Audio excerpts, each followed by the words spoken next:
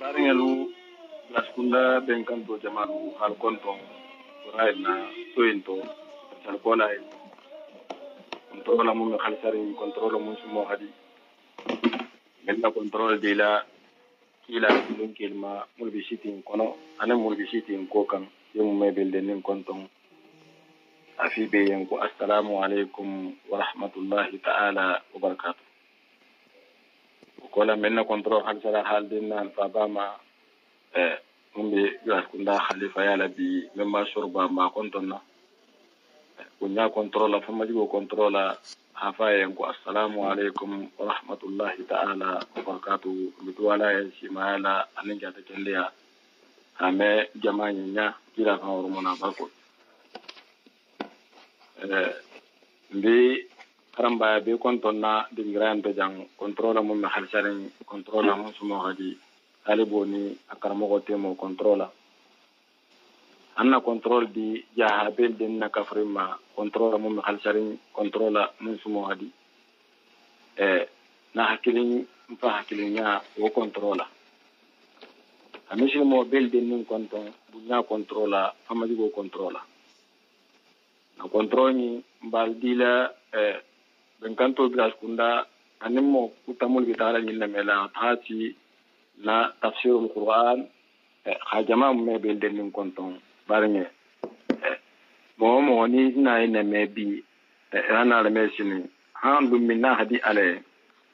na control halsharin bi silima bi konton bunya controla famajigo controla hafiyan ku assalamu alaikum wa rahmatullahi ta'ala wa barakatuh mbe alquran ni tafsiru almuane mo sila baraju almala marla ndol fa ye kendo ba ngi ndol muni jakan ani alamer la be katara bi na alfal mamul tambita nismi sawantelu almakali be ne mati hakibe an khatar ila hormona barakoto inshallah taala nenna ke mo ina la hanan na wal hada kontine le munkan barngal bi suratul isra ayatan amin konanto nyoko mba wulla non nabi inshallah bi sibito mois de juillet tilitan anen woro namiroto mois de juillet tilitan woro bi sibitilungo soyinto nenna karamo bena lanna wal hada tan anen konanto nyoko mois de juillet tilitan anen woro 2021 mina na wala khada continue la no suratul isra'iti ayatan anen kononto nyo nana karamo wala no nabi insha Allah ta'ala ho bula baring me belde num fundula la mer la kunyuma mebe amum benna sawuma at-tawfiq min Allah mbafala na karamo ko marhaban bikum ayuha al-ustaz assalamu alaikum wa rahmatullahi ta'ala wa barakatuhu nake abarka an misra la ila fundunyu mala kila formo ana barkoda mbe misilimo be kilin na kontonna ila controlling konola bunya anu formo controla talibi ni le mudoro hanarin hana wala hadatu sagi karamoholla dinyo kono anila yamaru be ala tarala ikita bitaka nyame man saba man sakallan ke bena la mun fola almani sababu benna baro fana alma khalsala atata la fa jato ye bi judihi wa manihi wa karamihi ta'ala astaghfirullah alazim la ilaha illa huwa al-hayy al-qayyum wa atubu ilayh allahumma rabbana amanna bima anjalta wa tabaana rasulaka waktubna ma'a shahidin واتقوا الله يعلمكم الله والله بكل شيء عليم لا إله إلا الله فاستجيب لنا لا إله إلا الله لا حتى تخرج روحنا لا إله إلا الله لا تزيغ قلوبنا لا إله إلا الله حتى تخرج روحنا وبأخ أنزلناه وبأخ نزل مع محمد وما كان محمد وعملوا بما نزل على محمد رسول الله صلى الله عليه وآله وسلم اللهم إنك عفو وتحب العفو فاعف عنا يا ربي أعوذ yo autan qaymurunu بالله ya Allah ya من الشيطان gille seytani yogo yemma ma gille seytani dabarburema الرجيم gira wara fogani malangai fogani malatu fogani Allahu ne madingiranda mansudu بسم الله hala irkabu fiha bismillah munjiriha mursiha الرحمن qul adu llaha awdu rahman الرحيم إنه من سليمان وإنه بسم الله الرحمن الرحيم كلن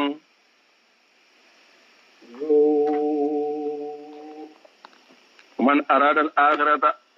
atala hadali mɔgɔ min ni bɛ baara la bari labaro nin kɔnɔ i lafita alikiyama barajo de la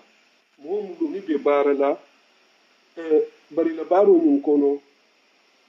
i bɛ lafirin alikiyama barajo de la i labaro i b'a la wuli kan alikiyama le kama i t'a la wuli la tɔgɔ ɲini kama in t'a la wuli la duniya ɲini kama وساء لها ana tana bara ala alikiyama wo yen سعيها ala baro la alikiyama baro la bara min ni mɔgɔ a kan ka kɛ la fo ala si baraji alikiyama lo tina ata bara baro wo la وهو k'a tara wo mɔgɔ bara la ɲa bɛ baro nin kɛlɛ tumo min na مؤمن a bɛ dan kan yari altala la kilin bahayama أولئك wo mahan kutu ɲuma dun ko do anya hamul la ku fo yen سعيهم yo kana sa'ayuhum كان سعيهم wulle la baro keta مشكورا jansa fengeti ala tala batala wole keta muta fenti ala tala batala ala tala hajo bo le drona baro la munga baro kalisa ate fangai نعم. كلن bar groupe fulo nyimbe dunya nyini naba aligama nyini naba ibe نمد هؤلاء atala hadali kama mo hobali to de dunya kitugo inkento rahamallemu ase do nyi sole وهؤلاء ase do ilfana so haba ko no kafiru بعطاء ربك haba ko do ni mo kafiroti no de no misirmoti dunya heronte de ni wala وما كان عطاء ربك imari go la soro manke dunya nyin kono محظورا mo hobali fenti kito mo kafir leti la wa kalla sartin toti انظر atala hadali aku muhammadu ba ikenya la sahade كيف nyadi فضلنا بعضهم ni telefon do fi samanteya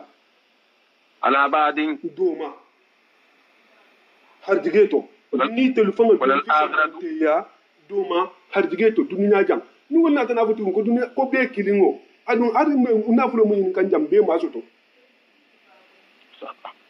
ولا الآخرة algamo darajo algamo أكبر akbar wala abun darajatin أكبر درجات wala darajo khabbu algama mo ho se mo ho je iki ko dunya jam mo ho nya be do na be na hakke mo ho bisanna وأكبر تفضيلا wala fana fi samante ya habu algama fi samante ya habu dunya tiko لا تجعل muhammadu ba afoy manto لا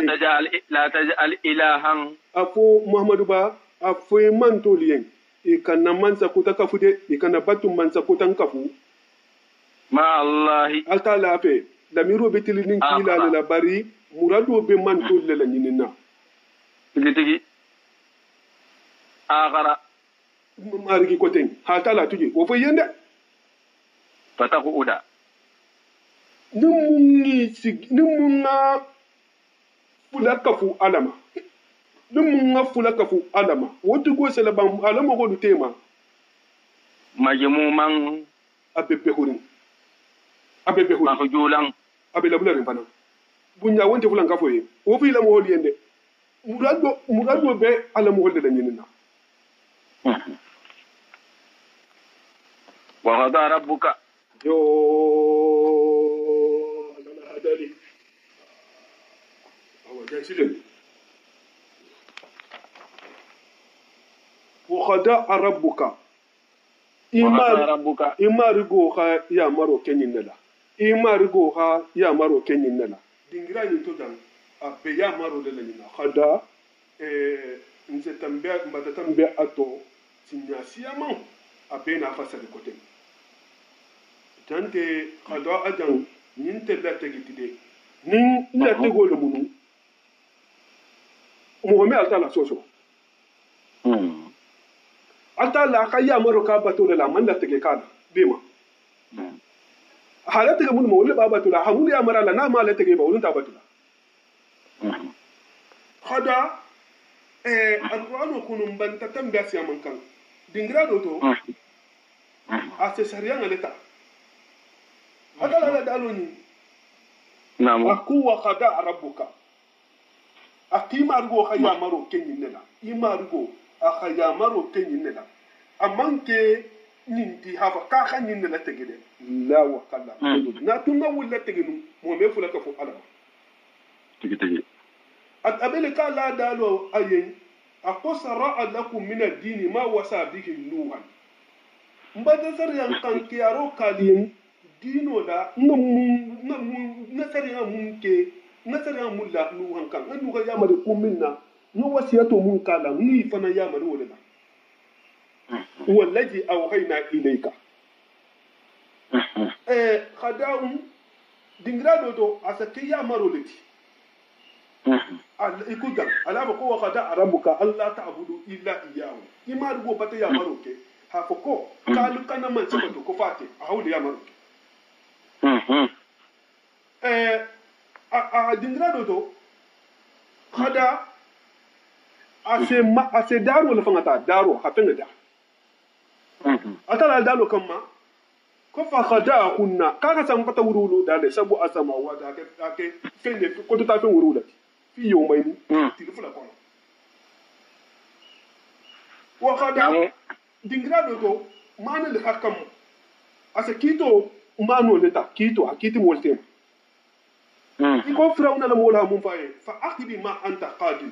ki fene kiti fene le ita ile kana da ita ile kito khada dingrado to hakura ko da se wole ko mota ase amano se wole ta atala la dalu kamma khudiya da amuru akwai na yisana yisu kala mo wone ko ko bantale kabrin ikaye ki batasibu hasibo ko to fuyi kabrin do haje faida sibo ko to man diala ako kibe tulungu da ako kono ako khudiya da amuru ko bantale allaji fihi tastafitu yani fem min nal flobe min karo da ako da tele khada dingrado to asef kura leta hakura atala hadali tabita mundu suratu bahara kono ko fa ija qalaytu manasika ko dal kurata da ido akodi dingrado to ko fa ija qudiyati salatu kono salo kurata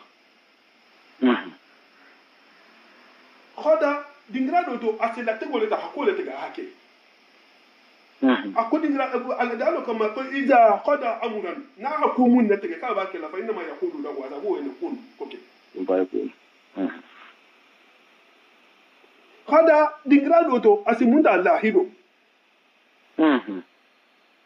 atala dalo kama ko ma kunta kido muhammad batunde bi jani bil kharbi tili jigila ma fanga tili jigo go fe kon turti na tili jigi ko tili turti na kon ko tili jigi ma fanga ija qadaina illa musa la amru tumo min nan musa ala illa kido ta ne ya marka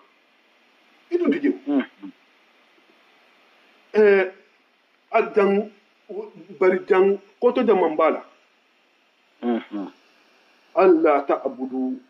ahayamanu kumun Allah ta'budu kal kana baturu da ke illa iyyahu fati atal ahayamanu kumun wa ihsanan ahaliya marifanan kal kanyinya bil walidaini wudu baha fudo ahawo tokki afanga man sayada takasi bale be woto wudu baha ko na bole yato Allah ta'ala man fen dum bulu dino koda mun ga golle wulu ba hakoti wala hake aka bar aka ya maroke ala kilin ba hayala aka mun taki wala mu wulu ba hafuloti ha nyinya wulu ba hafuloma kayan kana aw mayitan i kendo non de fi fure kafiran musliman kana aw kafiran i kete muslimeti non de fi kete kafir ite wulu ba ko mu i wulu ba ko liti akodi ngira do to an askuru li ko ngani ne yam al yamarina la kalu kante altala wadi malon nte mun ngali bo foya to altara to woli walide ka ani wulu ba fudo mun keti ngi ile sabo di mu ile yal mashiru ba libe sa gila hanan telekan wa fi sahih al buhari abbe buhari la kafa saharin kono an abdullah kam ta abdullah ma khal ako sa'altu nabi ko ngane be mo nyinin kale sallallahu alaihi wa alihi wa sallama kisini nemo bama ayi amalu ahabbu ila allah azza wa jalla ko bara jaman be kerin na akadi alaye hasiya baro beti man saba man sakallanke khal altala kila ha bange as-salatu ala waqtiha ka salodi awahato to summa khala ako ko summa ay ko la ko jaman khala ako birrul walidaini ka haninya wulu ba fulo birrul walidaini haninya wulu ba fuloma قال أكو ثم أي كو لا كود من قال كان الجهاد في سبيل الله كاجا دوكي أتلا الذين شلو فأخبر الله كلا يا باروك صلى الله عليه وسلم كيسني نيمو باما إن بر الوالدين كورو بافلو نينيا هنينيا ولو بافلو ما أفضل الأعمال ولو مبارو بفي سمنتي بعد الصلاة سلوكو التي سلو من خياني مونا أعجم دعائم الإسلام مثل ما أبرا ما با ما ترتي ورتب ذلك أخو تكيله بسمة للا سالو كولا ولو بحفل نينيا البر بهما أنينيا يفلوما والإحسان عليهما أنبارني ما كيفلوين إكاني فلو دوغيا ولو بحفل دوغيا كبائر المبلا خلاف بين العلماء تصرفان تولون التيمة iranyin filla sunna kitabu mu me betole sunna kitabu woro benata inte kadisa kitabu ba woro mu kasabu da bibla ko be son tay male sina ya mumuta muslim la kafa sahari ma mta sina bulabul umaruma akaka me alla kila la kisini nemo bama akuduni bi balto duni bi ba do mu indi mu ho hawdu ba fulo nani satimul walidai mu rajulu satama walidai mu nga awulu ba fulo nani ikaye ya rasulullah ite alala kila wa khali yastum rajulun walidayhi afu mo sa wulu ba fulo nani ba qala na kila habange kiyo yasubu rajulu aba rajulu isake do fa nani fa yasubu abahu wodi go hatu go fa nani wa yasubu umbahu emu ho nani yasubu umbahu auto go fa nani nani wodi me fa le fa nani wulu ba fulo do ya do minti hi fulo soso fenna imum be dagari yan kiki ya mari bato aka namo wudu ba fulo so man daga mu ho yan fana ake bula ala kutula namo hamgo wudu ba ho fulo so no dingira to wo be dagari iyen na man kewuti amman daga mu ho yan mu ho ki wudu ba fulo so namo imam Tirmidhi na tanyinti hamza sina bula bunu umaruma namo ko sina bula bunu umara ko akana takhati imra'atin ahubbuha wa kana abi yankiruha fa amarani an atlaqaha fa abaytu فذكرت ذلك للنبي صلى الله عليه وسلم قال يا عبد الله بن عمر طلق امرأتك يعني كلا أتنا حديث ساحر المنتي سنا عبد الله فان رجاي بانجيلا عبد الله بن عمر أكو ديمبايا دولو تمبا تفان كسلا ديمبايا نينا كو خدياي بيتغي بري ديمبايا لا كو مدي سنا عمر كاي كاغا ديمبايا بولا امانسو أتادا كلا ني نكا فولو جانا با مسوبلا لا ني ساري ان موتي أتادا كلا ني نكا كلا كان كي ني با كو كي مسوبلا الله اكبر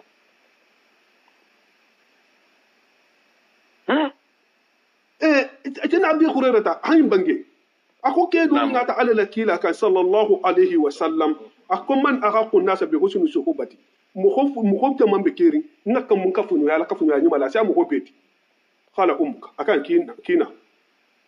qala ke ba kan suma man ko gonda ko la ko jom qala kila kan suma ummuka ko la kina qala ke ba kan suma man ko la konna ko la ko jom qala ko suma ummuka akan kina suma qala suma akan ko suma man ko la ko jom ako suma abuka ko la ke baba nani no Allahu akbar hadiso nyin sun ko ton benne ha fa kum ho hakkanne ka kinne ina la kina bunna ka tiya da fe beti ka go ko musola fando ya folo han dingi debota wo mu kilindi ala konota toro wo mu kilindi ala mugo toro wo mu kilindi ala asu so fana kabo apu dingi nya kono ha ke ya famma wo toro te sigina la nyamena mesigi fala wunya wasa wo ko kila hawul fa kana tana baba ta fa wulu ba ko tena al-hasana bunu ali bunu abi talib hamede alayhi min salam natenu nafatuma to batumbe ko nirola ni ki tigi do mo kunna asa ko nyoto mutada amedo mota woni nafatuma to ba fata iya mai ninka kuma ngati wana na nabi dumudo la ka temi dumudo ka fe ka ti silane ka kana abulo ji ka be jan ka ko nyoti ka be jan do tal hanu kodi kana fanan kana ta ha afo atara ka anyi ba na fundo la ha ko mun dinda to no bute jembe jan ma fa antala ka ta hanu nta Allah kila sallallahu alaihi wasallam ala sayibo mun ko ta sai dai kalmo fula amana gosi amana nani mundu ta na tema atina na musu le bidumudo la ate anana na musu ibidumudo la akasubo bula amusu polo ko to ananya nyumla ta na fundo la ka amusu la hagula manteti wala hakuri sida fundo mo Allahu akbar ودون دي مثال كان كيلا لكم صلى الله عليه وسلم اجعلوا كايسو اسالي سيدنا موسى عليه وعلى نبينا الصلاه والسلام سيدنا موسى لها أتلا ترى قاتل هاك بنو ويتال أرجعنا أكجانا بفعله أكتان قاتل بان بيمو دول سورو لبلا هيتال نعم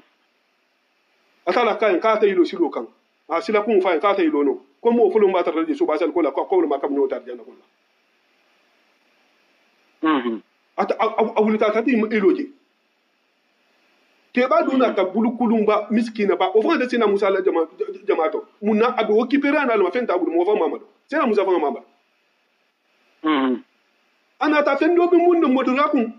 fa no kono o be dunna da gokoto musa musa halu ako hata du bugo dola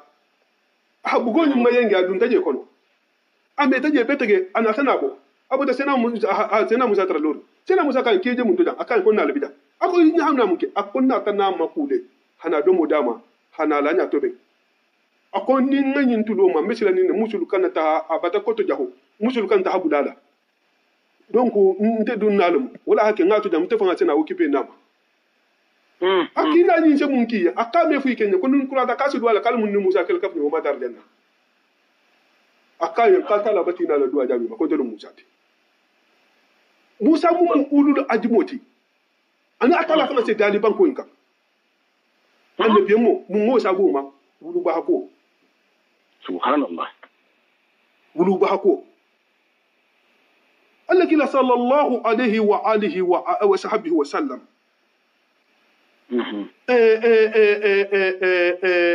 lundo Allah la kila kisini ne mo bama ayeleta Allah min barokan a sin fa kilin ta ko kaminu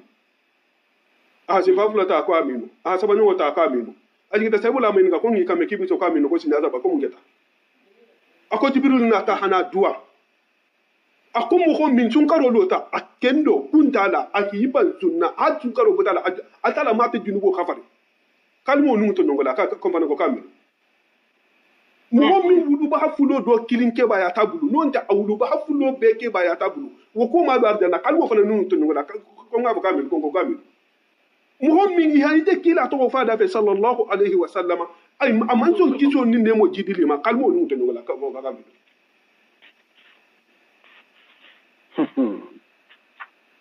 Allahu akbar Allahu akbar Allah ta'ala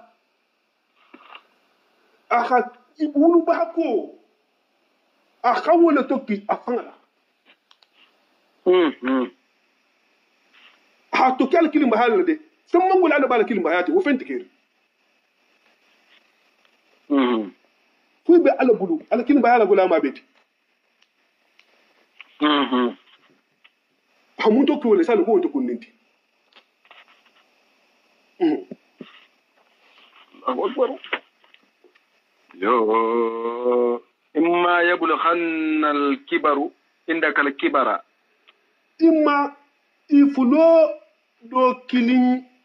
nga ke baya ibulo ifulo do kilin altala hasiye di ifulo do kilin ma aha ke baya ibulo أحدهما ifulo do kilin أو كلاهما non te ifulo be aka ke baya ibulo فلا تقل أف ikana hopukumo fo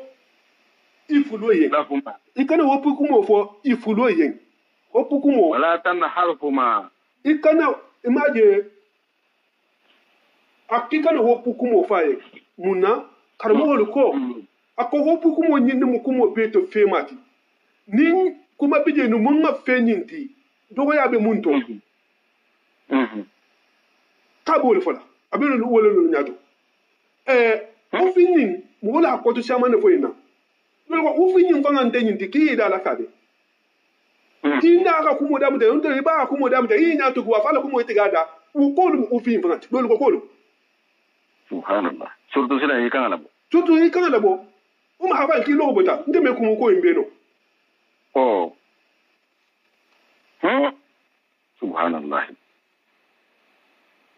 ولا تنهرهما ولا تنهرهما ikani ifulo dalata ni be kuma liyen itulo loila wudu ba fulo munyante dendi muslimi yala ante dendi kafir yala ninna tale hadiso to na asma kabrin anana ta de maro nyina la asra na man tubi anana ta de maro nyina la ta kila nyina sallallahu alaihi wasallam akona bantana narin bari ba wo kafirulum a filin da be de maro nyina na akan ki na de ma amma an ko kafirulum ma da kan ki na de ma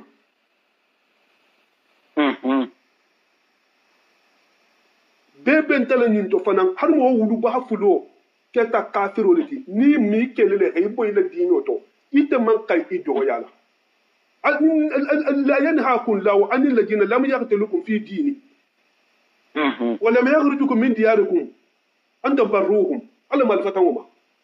muhammadu malik la dino to ana linde dina kilindi imal bay aliya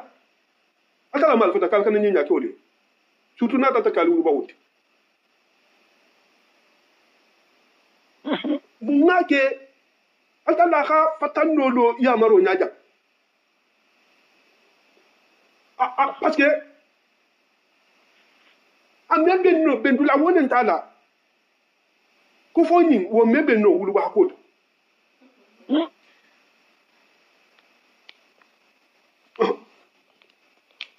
Allahu akbar wa qul qawlan ni albakum alafana alhakuma yen lahuma iflo yen kariman bunya kumola kuma beto kuma kendo alhawu na fo yende akana mana kan fo yende ko kafiru dum de sena ibrahima anni namu ko mun kasabo tan mitana baba tema har dun kila na mato ta kunteto asafa na ko ya abati haja abadi nyata imma iha muta khasite ha faitato wo be ko la kai ko ya abadi kitem baba Allahu akbar mo wasu fo ni wana la hayi faitato adana la mot واخفض جناح الذل iha dogoya alliga dogoya dam fatanga iho wala dogoya dam fatanga iho wala kumo felenti kumo be tilindin ala la kila ala sallallahu alaihi wa sallam bari kumo be mantolle la nyidina munna kila wulu ba fulon de kero kila ma wulu ba fulon do presque ana aba banta atra be de woto ana banta atra ase sanji wo kumo be fo kan kila yene fon sala bol ya do hafa ko nyum bota kila nga de bari amman wuli kila ya markan ma de ala wuli tan tele ya markan ma aje njara no da men to ten wolu mun tambita kuma kan mun to ala fo innal qur'ana yahdi billati hiya ahsan akhwam wa akhwam wa jawlin nyabo kan fo hakilo la hadu ko to de kuma mun fota tigi arano ci tambi roke mun man na be tilindi na nyima a jawlin nyabo kan mo wote a ko kan mun kila ne man kan mun kila nam digi min arrahmati hinnan tunyato ifulola wa qul rabbi iha nyimfo kum marigo ni iha talatara haba kum marigo irhamhuma hinna ulu baha fulola kama rabbayani iki fulo hinna tan nyamin hannan megen takhiran hamun bonna dindin nyato hinna ulu baha fulola iki fulo hinna tan nyamin hannan megen ham bonna dindin nyato nin Sufyan Sawri Imam Sufyan Sawri rahimahullahu ta'ala akoni ba fe ku hi wulu ba hafulo hakodi ila farra salu be ko ma sala tarayen ya fala kana farra salu sali imman duwa wulu ba hafulo yen yan fada algiyama lu chini mo mu ci duwa wulu ba hodiyen isi fantara kallan ke yalo te mamun bara subhanallah namu itul fanga se atala nyininka foni sira nyininka kum marigo delbatan fantara ko to manyin beke atala sa dali yen hafo idin karisa haw mundi ko wala duwale sitima allah akbar wulu ba haduwante haduwa wulu ba ho yen o mu ku baleti haduwa wulu ba ho tero liyen haduwa wulu ba ko kafu nyoko liyen hibunya wulu ba nyinya do munyiti tena bula bunu umaru hamun bange mo ho kanyinya I wulu ba ko fanga tero ma wumu wulu ba nyinya do leti wala ake lundo abeso kan ay bola makka ha fundin ke doje nyimu wula ko arabo leti bara ake ba nje jam a fundin ke nje jam men nyim fundin ke nyin nin ke ba do la ko munun nyata nyala ke ba wutum wate ba ba teri baleti sina umaru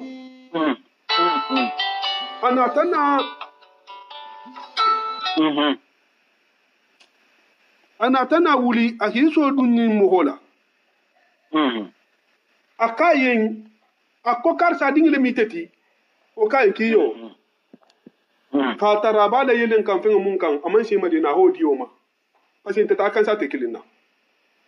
mo wonu kayen akubari isi da yelen kan fin di mai man shi dula akula ko mo mi da kada fugula di makai ce wada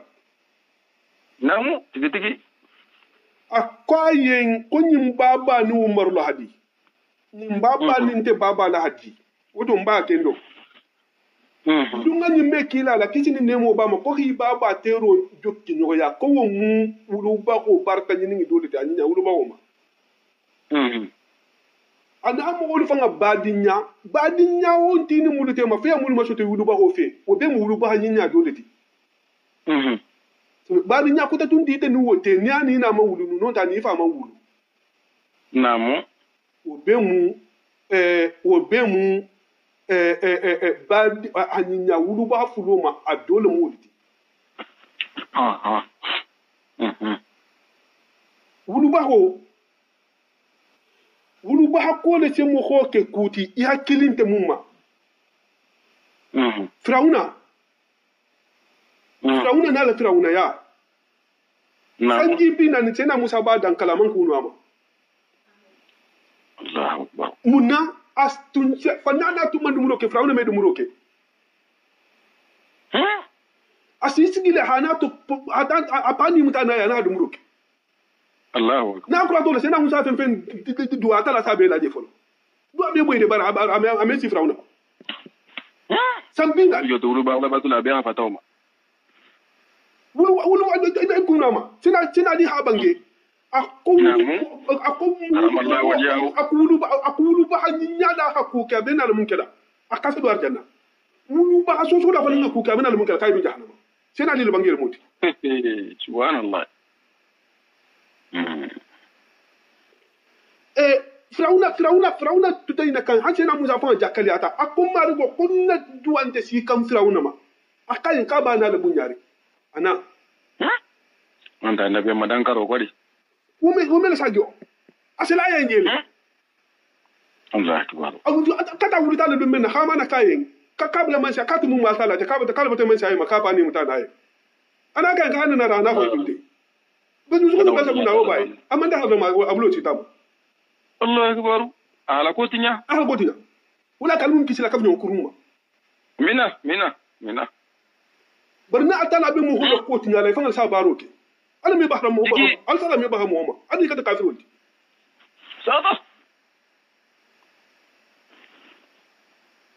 sada wulu ba ko nte tulunna tide namu mu hose ikana sun cho hakusa wa ile man wudu ay wulu ba hoye mo kana son wala afuri asa wala akende Allah akbar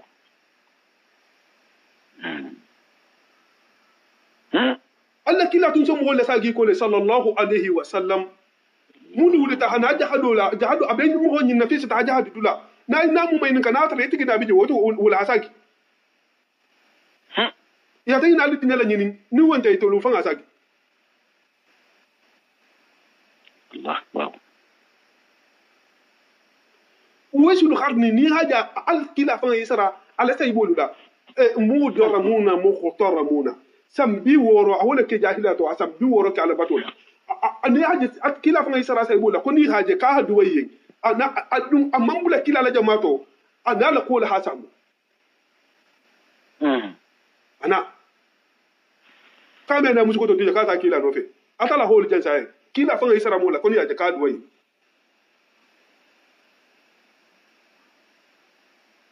wulu ba ko to tuluna tide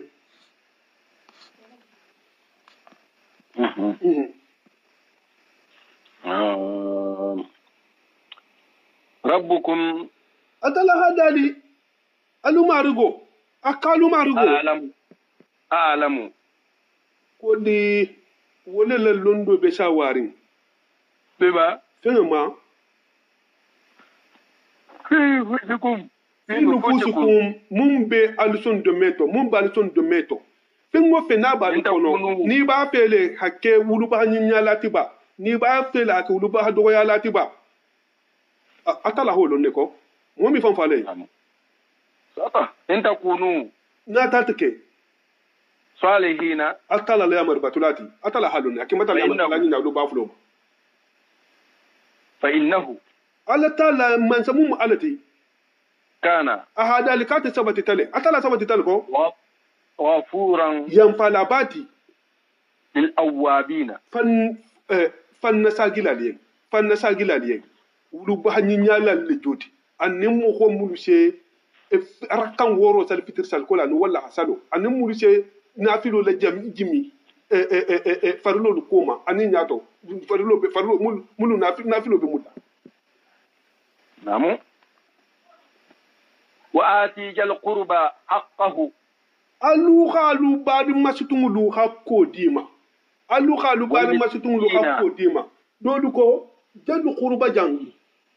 kala ta la be kila bundun ko ndama kila badi masitungu ko hi hakko dima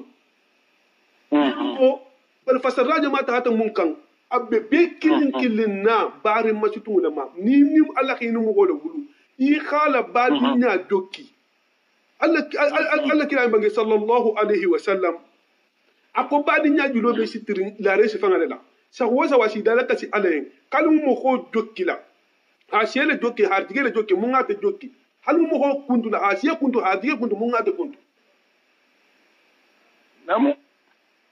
badi nyajulo kuntu la medum arjanna tigi Allahu akbar atala kasila nya kanina badi nya kasila badi nya abadi lu hakko dima wo mu soro do mo soro moti kontro moti hinna nyola moti al muslimu aqul muslimu bari al muslimoti al mu'minu lil mu'minu kalbun yan alla kila hol bange akum mu'minu ni mu'minu bele kiko biriki dole si sigi do kan do adole bati Allahu akbar wal miskina hakinna miskino lu fanana miskina yani mande nyin fanana de ha fo ko fo mo wasa do wotara mo do bije miskino lu ma mesara atara ni na bin de tulo kay ka wala bar ni ma ni ka yi ba kenya kalbe to ngata lu ha fo ko fente yimbu o ben ba ni to mo do bije al halo to sa to ngata la jenya to afen ba bu fenta bu melo bari to ngwalu to mando ni akilo du ko resalo ko fente yimbu hakinna wala ba tala afere di tamama ammun dioma ai kana ko fata habulo to kriye wato be وابن السبيل anin silo kuntu dingilu mo homulu ni be waya si bulo fe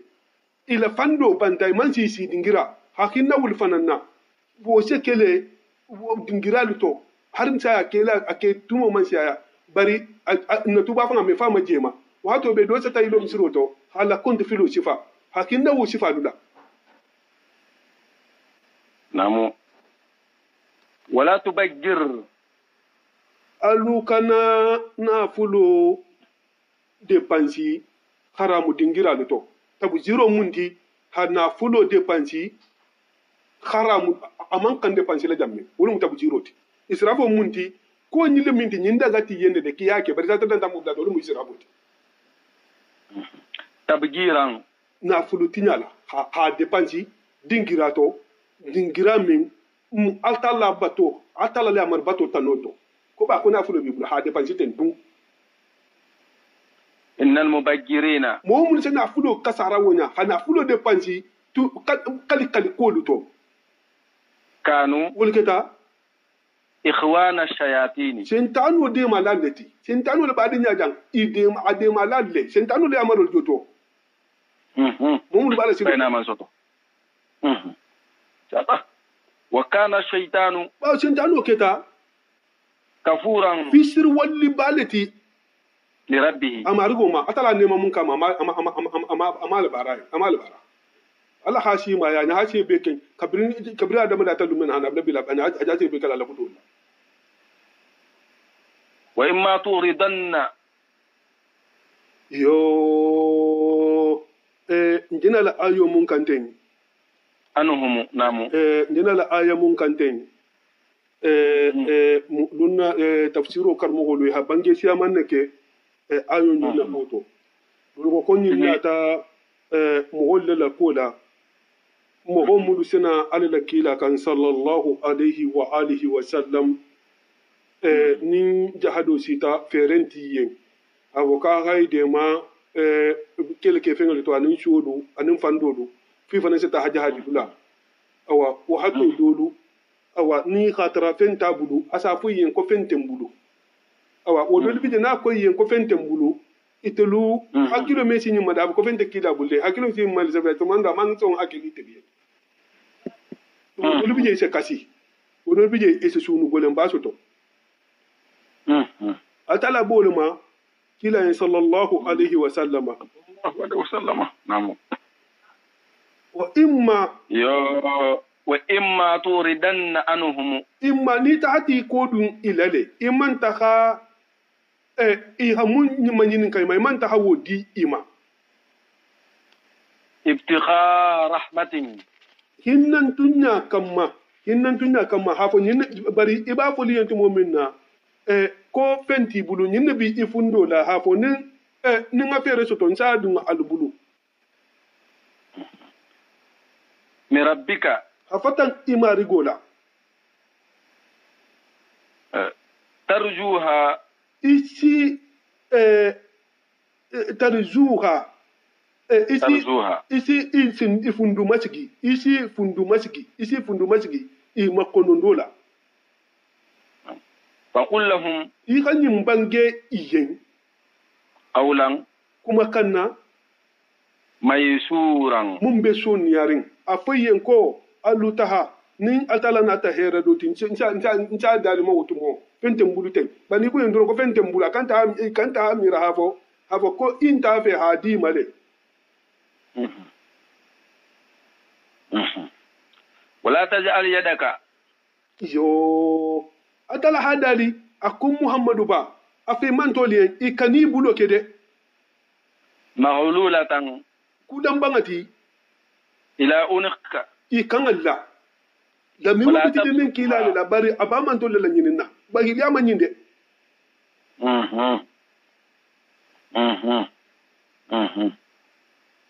ولا تبسطها ikana atto firin fanan ikanne ibuli fenge beni كل البسط ha bela bo o fana meke فتقعد o ni mun ngawo ke wotu go la bang ibiti tela wotu go na ichi gabe la banding ملوما abe jala girin محجورا isatra aka fanga haka mun kela obe kunturu ngama ata fanga haka mun kela isatra obe kunturu ngama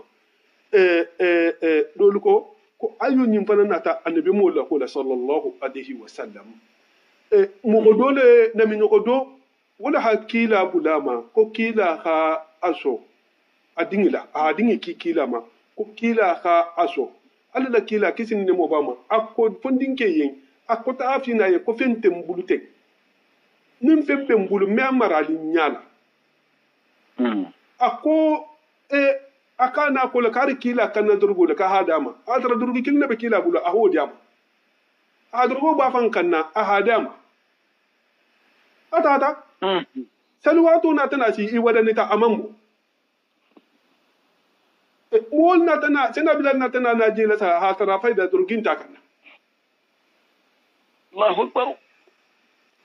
ikayen ko mun keta ko mo go dole na ta ka khatsa da ka fa ha so kana keta kana durgo ka dugo fin tabu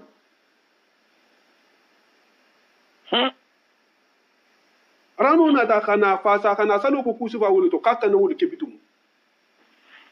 Padar mo fanni sirebe to ku champion wati amela ni gino ana ni ginno Allahu akbar ya inna rabbaka atala hadali ako muhammad bay marugo yabsutu rizqa atele se harjige firin ke liman mo ko yen ala jongolu to yasha'u akhala nyini munyen wa yaqdiru ase golya fanan lamu kan akhala nyini munyen liman mo ko yen yasa wa akhala nyini munyen yasha'u wuli binu ninje innahu altala kana ala sabatita khabiran lonna baleti lonni dugurin tugol mati ala jongolu da bashiran jeri la fanan mati an aka mo golla ko aka kan lon a koto aka adama dingi bangelo nyamana a batino lo wonyale bi ibadihi ala jongol nam wala taqtulu awladakum ahamun fo ko innal qur'ana yahdi lillati hiya ahwam hambi abola kande alqur'ano simmo ko tumben kunyi malela hifatan ko jagoma abe wole madanka ado fana mindi atala bata ya maroke wala taqtulu awladakum alkana lidingi lufa alkana lidingi lufa alkana lidingi khashyata imlaqin gole ya nya silanya kama alkana alidingi lufa gole ya nya silanya kama nahnu atala hada alkati atala narzuquhum aludingi wolu aljumul faltan kalbe gole ato wolu karjige ben telmanta ateluma wa iyyakum atelu fanan karjige ben telma anta atelu fanga mawo inna qatlahum hadingi lufaha kana wo keta atala batala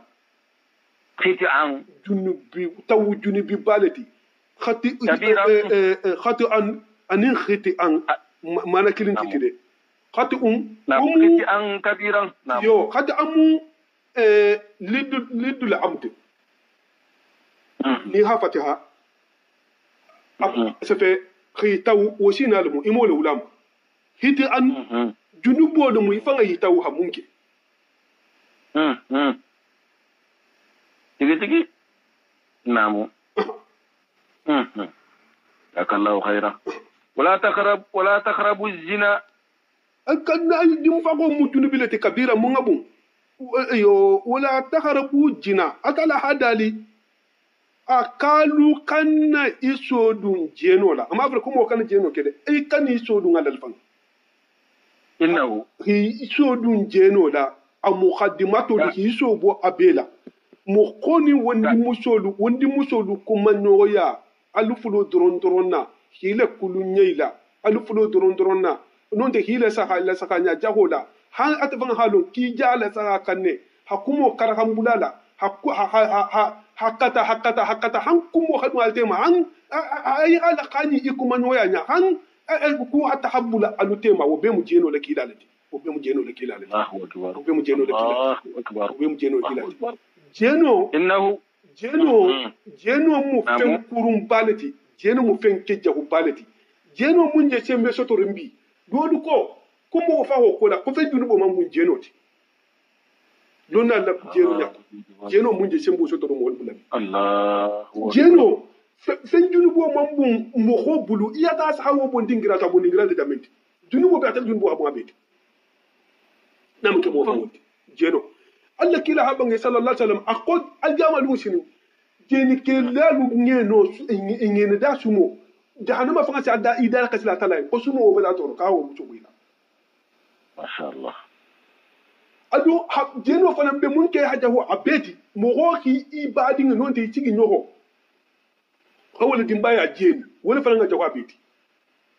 Allahu akbar muna aljamal muslimin kila habange sallallahu alaihi wasallam namu akoni mo hoki tigi nyoho la dimbaya jeni ali kiamalu musinin altala sire barani ma be lale ha iya munna dimbaya jeni hakili kar sa felenti nyingi le dimbaya jeni le ko made ala barani ma felenti ise munnu ato wota hatar wo man kisi folo kila hi kodula ka beta la sagite ko la ajileta akanya mu mira non tek idele miro to wobe dole talo to wonde vendula no parce que atabo malu folo fa kisi fa me kisi Allahu akbar wonde vendula non ko parce que am ngisi am ala gito ko yalla folo babe dadale jeno mu fennati isa tele de hamo ke miniti lulu ajunu bo hatu ko sanji ke me baluri isi mu me ta aljamu ila aljamu mu me ya be ka ya kan wa minti lulu has jeno ete silo mo ko silo ni mo ho kete jeni lati ise mo ko la silo toro ise mo ko la silo nyahambi ise do mo do na ke jeni lati ise do bingi ke jeni lati ise do muso ke jeni lati ise do khabilo ke mo do ke jeni ke lati ise mo do barne ke jeni ke lati ise mo ko man noko ise mo ko man noko isa to inin te den inin te sa de kilina ino ko isi mbema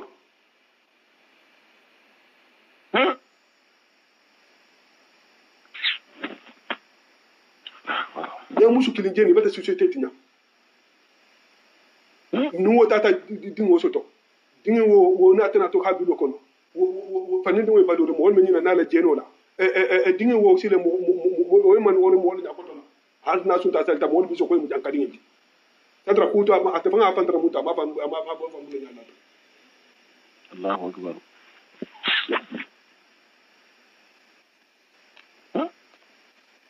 mun to men kila balkona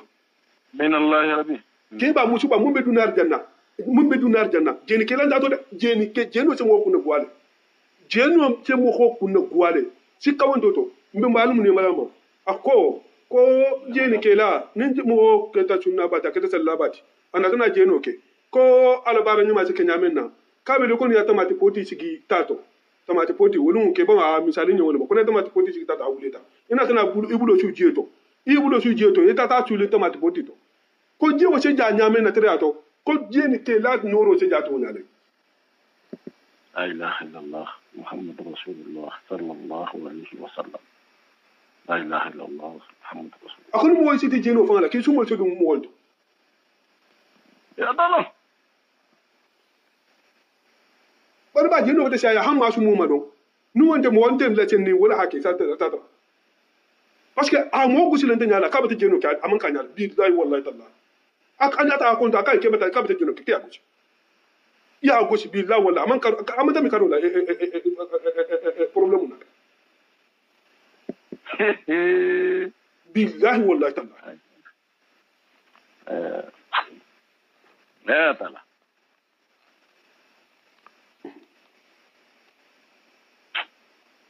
إنه jeno كان فاحشة jeno keta ko keja ko letire وساء سبيلا sila keja ko le fana mo sila no mo du jahannama le mo kanu no mo ma jeno se mo wala du jahannama de sila keja wala de arjana tilante sa azabi lati ko arjana silante ولا تقتلوا النفس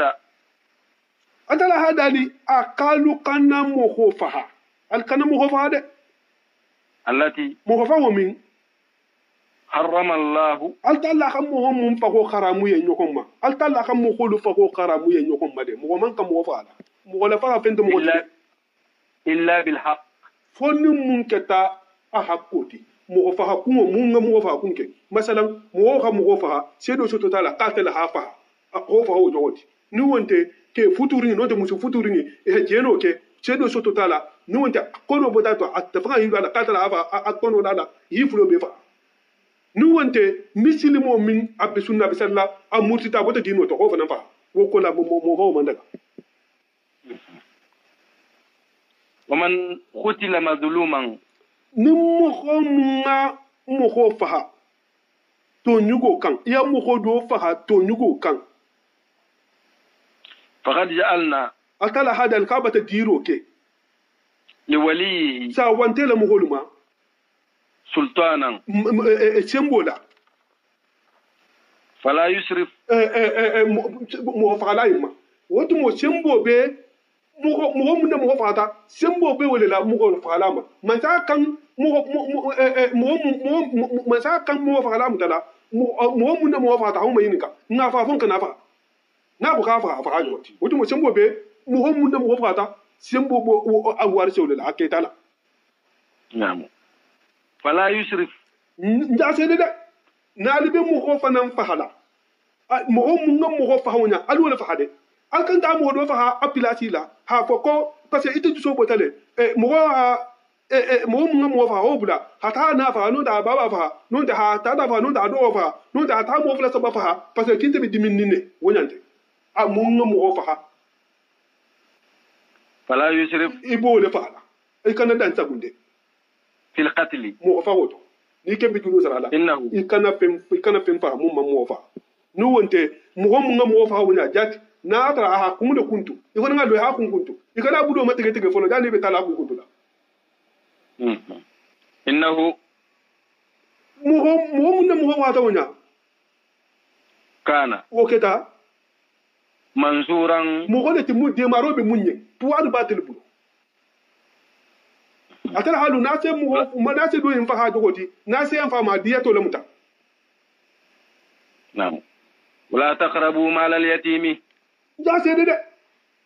hambi abbe yam arano ci ya maro ke kutuli ni mun abul le madankan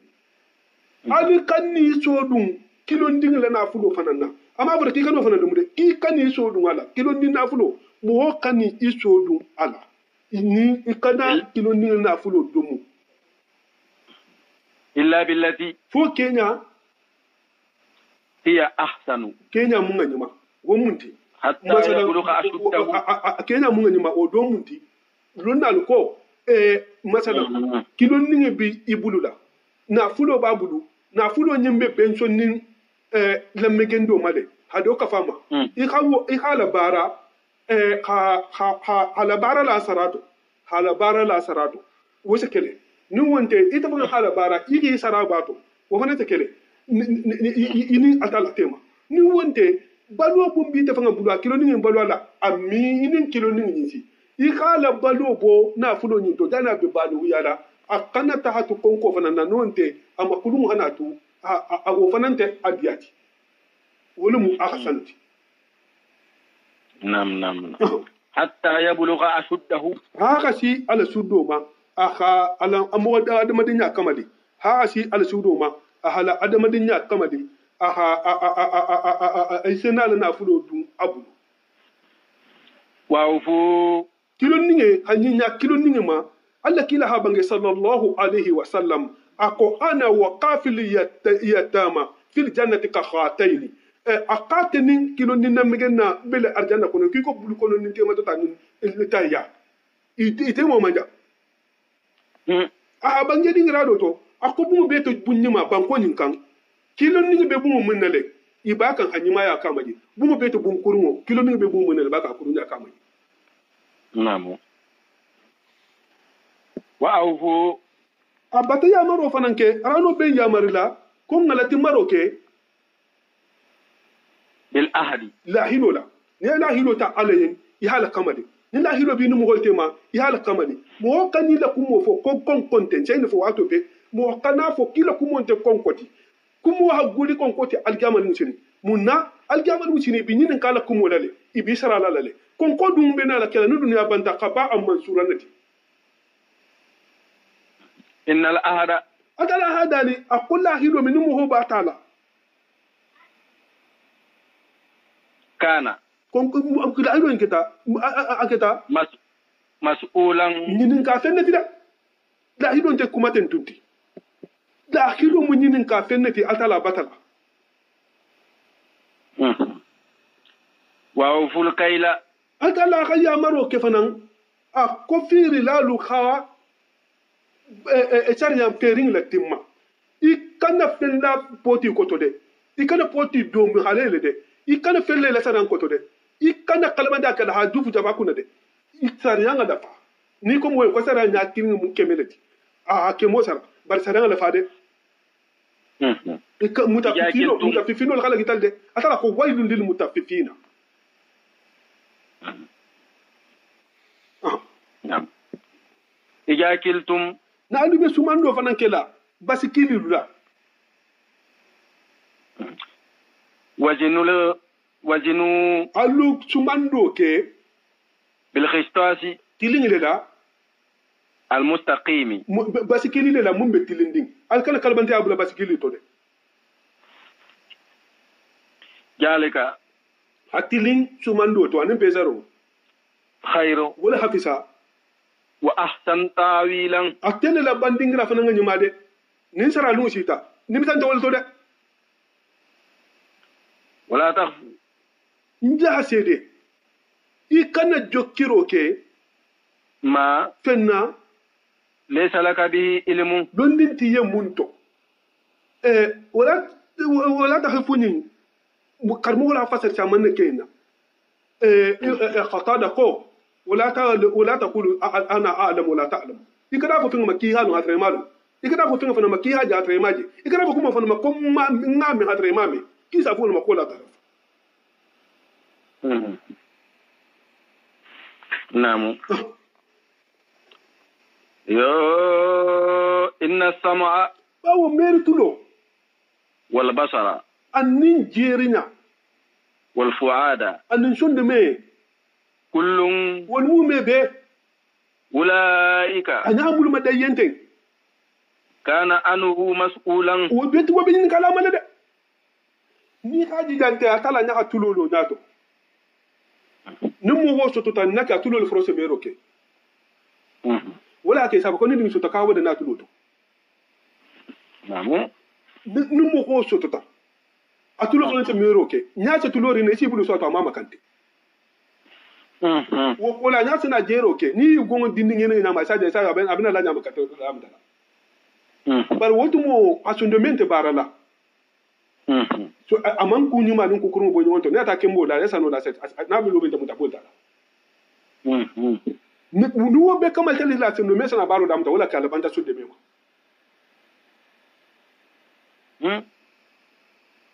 tigi bar mo be ni kala be made nam ولا تمشي atala hadali ako ikani tahama في الأرض banko nyin kanjang مرحا bala firin tahamola habala firin tahamola ko ni dun darja na la hatre bijan polo ikano woke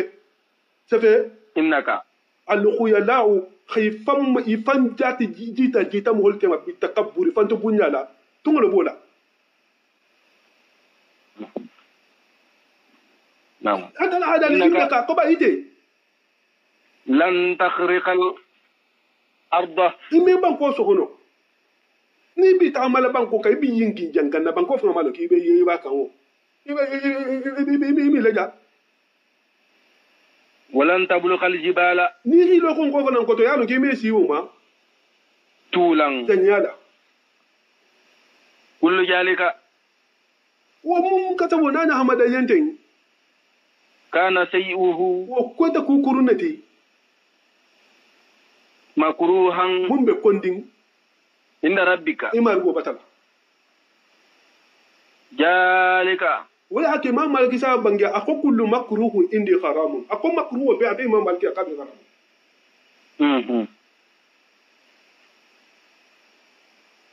namu jalika ina mun madanyan den mimma wuha nimmu fengale tinga mu wahayo ki mimma wuha rabbuka fengale mun de imar wa mu wahayo ki ilayka ita muhammadu bakan min alhikmati kawandi kumolu to wala taj'al ilahan afima dolende ikana mansa kutakafu ma allahi atala fe akhara marge koten ntabita ci ba tole fatulqa ni wonte no mu ngoko to wosela bang fi jahannama ta kono maluman abe do yarin dana be fala madhuran abe jan faral gamal ta tala le mola na'am afa asfaakum rabbukum barni mu kawa ku baleti bawa batan buhul fatan fulan kafu ya ma ta la subhanahu wa ta'ala abila fulan kafu ya baro do fuli yin fi shakili so to hafa ko kesen tato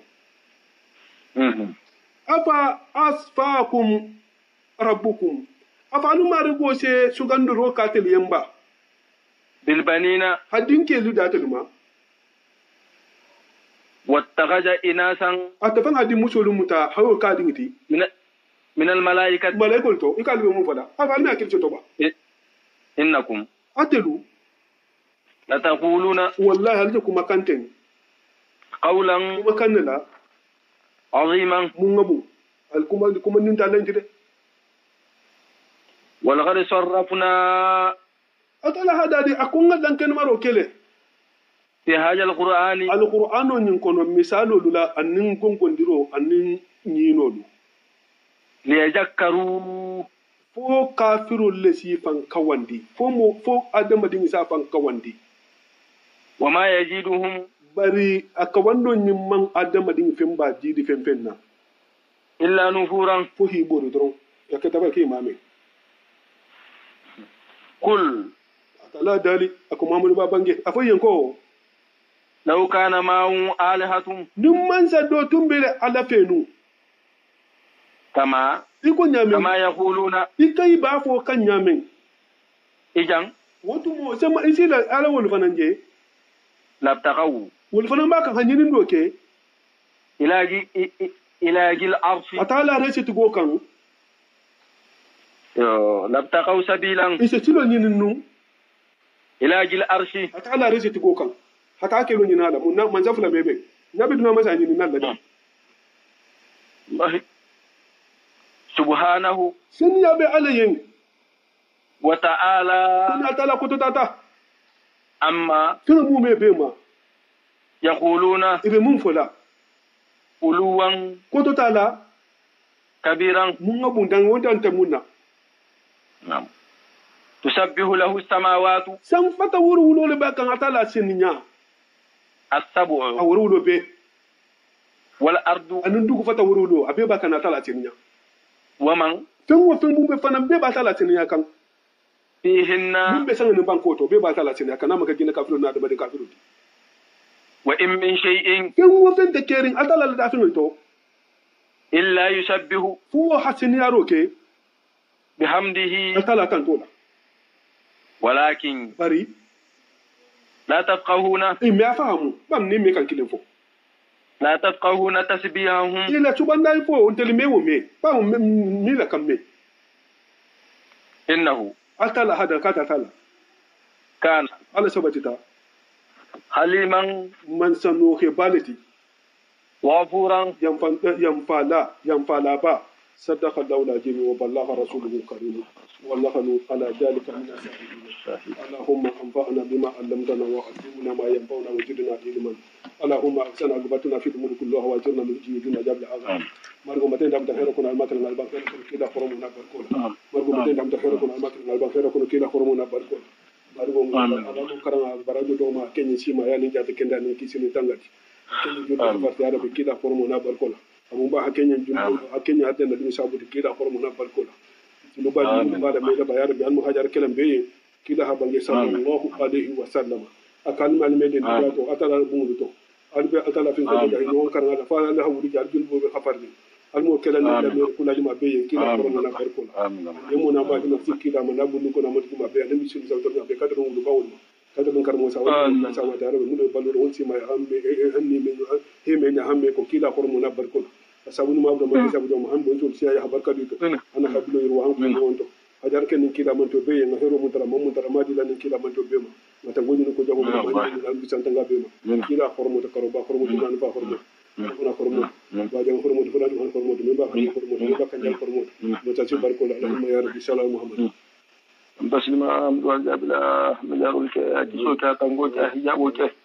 ina banyan ma son yaran bulla ila ko na barako to hajaro ko no kiso ko no tango ko no hijabo kolla shi ma ya jata kendi ya hijo ko boy fana to kila ho na barako to اللهم صل على سيدنا محمد صلاة تنجينا بها من جميع الأحوال والآفات وتقضي لنا بها جميع الحاجات تطهرنا بها جميع السيئات وترفعنا بها عندك أعلى الدرجات وتبلغنا بها أقصى الغايات من جميع الخيرات في الحياة وبعد الممات برحمتك يا أرحم الراحمين يا رب العالمين. سبحان ربك رب العزة عما يصفون والسلام على المرسلين والحمد لله رب العالمين.